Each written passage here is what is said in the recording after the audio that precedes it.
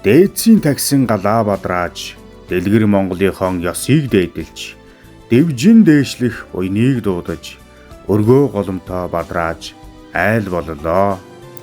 Өрсөн бидний ураг батчиж, өргөцсөн таны үлмий бат орших болтугай.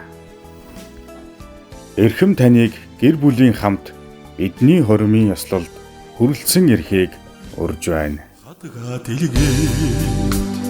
Сүгэ дэжсэн ахмад насны буян сургаал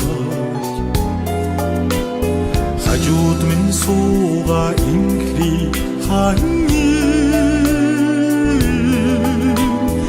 амьдралд багтсан хайрын бишээ